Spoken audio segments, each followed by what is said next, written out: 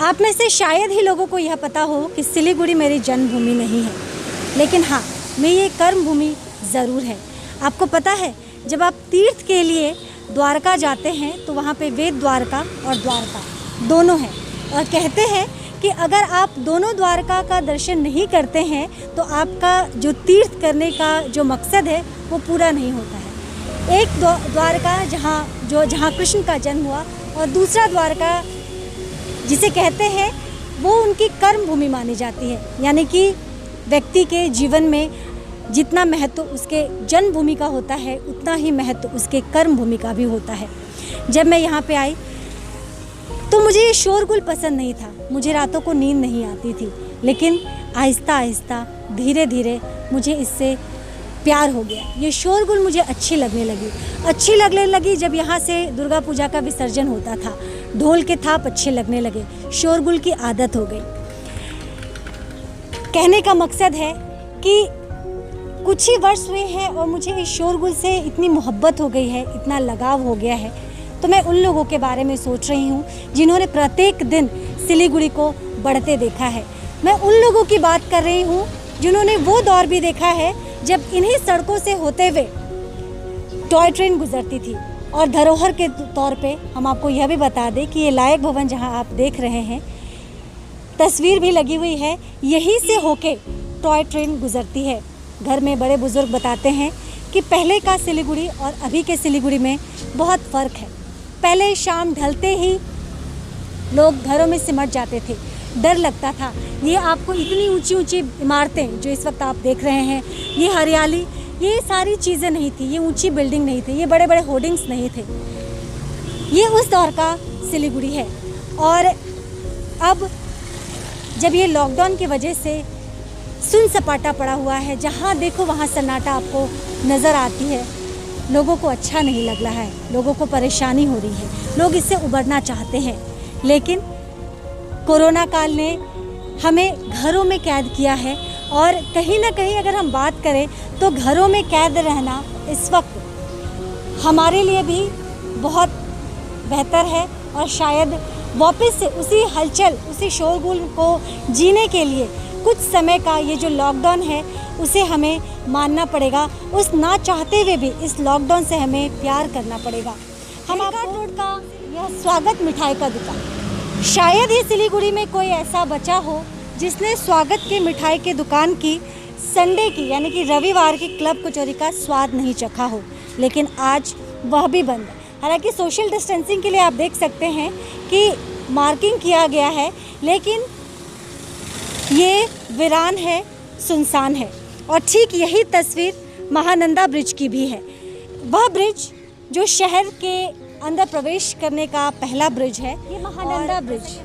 बड़े बुजुर्गों से सुना है कि पहले के ज़माने में, मतलब एक युग था जब ये इस तरह से हरी भरी जो हरियाली आपको दिखाई दे रही है या फिर जो चहल पहल नज़र आ रहा है, ये ऐसा नहीं हुआ करता था। शाम के 4-5 बजते बजते लोग घरों में सिमट जाते थे क्योंकि उन्हें डर लगता था। और यह भी सुना है कि कभी कभी इस जगह पे जंगली जानवर भी निकल आते थे। लेकिन हम बात कर रहे हैं उन लोगों की जिन्होंने शहर को प्रत्येक दिन एक बच्चे की तरह बढ़ते देखा है। और आज वो लोग जो इस शहर को खामोश देख रहे हैं, उनकी व्यथा हम समझते हैं। और मैंने जैसा आपको शुरुआत में ही कहा था कि सिलीगुड़ी मेरे जन्मभूमि नहीं है। जब मैं यहाँ पे आई उस दिन से मैंने सिलीगुड़ी को हंसता हुआ देखा है, मुस्कुराता हुआ देखा है।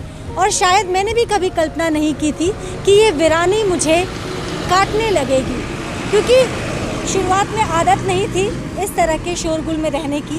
कैंटोनमेंट में रहती थी तो जाहिर सी बात है एक शांति रहती थी, लेकिन इस शोरगुल से भी प्यार हो गया था, इससे भी एक अपनापन सा जुड़ गया था। और ऐसा लगता था कि अगर ये शोर अगर कानों में नहीं पड़ते थे तो मज़ा नहीं आता था। लेकिन पिछले कई महीनों से मुझे ये शोर सुनाई नहीं दे रहा है, पिछले कई महीनों से मुझे ये हलचल नज़र नहीं आ रहा है। मुझे तकलीफ़ हो रही है, मुझे पीड़ा हो रही है। आज जब मैं अपने घर के खिड़कियों से बाहर झांकती हूँ तो पे सुन सपाटा दिखता है मंगलद्वीप का बिल्डिंग, जो एक लैंडमार्क के रूप में जानते हैं। अगर आप किसी से भी पूछिए शहर में प्रवेश करने के लिए तो लोग आपको सबसे पहले मंगलद्वीप का नाम बताएंगे, हावड़ा पेट्रोल पंप का नाम बताएंगे, लेकिन आज भी वहाँ पे वीरानी पसरी हुई है। हम समझ सकते हैं जब हमें इतनी तकलीफ़ हो रही है तो उन लोगों की पीड़ा का कोई अंत नहीं है जिन्होंने शहर को हर दिन बढ़ते हुए देखा है। और सिलीगुड़ी का जामा मस्जिद, जहाँ पे हर शुक्रवार को नमाज अदा किया जाता है, कई दूर तक आप देखें तो लोगों की भीड़ लगती है ईद में नमाज पढ़ने के लिए, लेकिन दुर्भाग्यवश इस कोरोना काल में जामा मस्जिद का भी पट बंद है। दुआएं सजदा हम घरों से कर रहे हैं और ऊपर वाले से ये प्रार्थना कर रहे हैं, दुआएं मांग रहे हैं कि जल्द से जल्द वापस उसी हंसते खेलते हुए सिलीगुड़ी को वो लौटा दे, जिसे न जाने कितने ही बड़े बुज़ुर्गों ने हर दिन बढ़ते हुए देखा है। और ये एक छोटी सी झलक है, यकीन मानिए सिलीगुड़ी के अंदर बहुत सारे ऐसी जगह हैं जिनका अपना एक इतिहास है। ये ऐतिहासिक शहर है।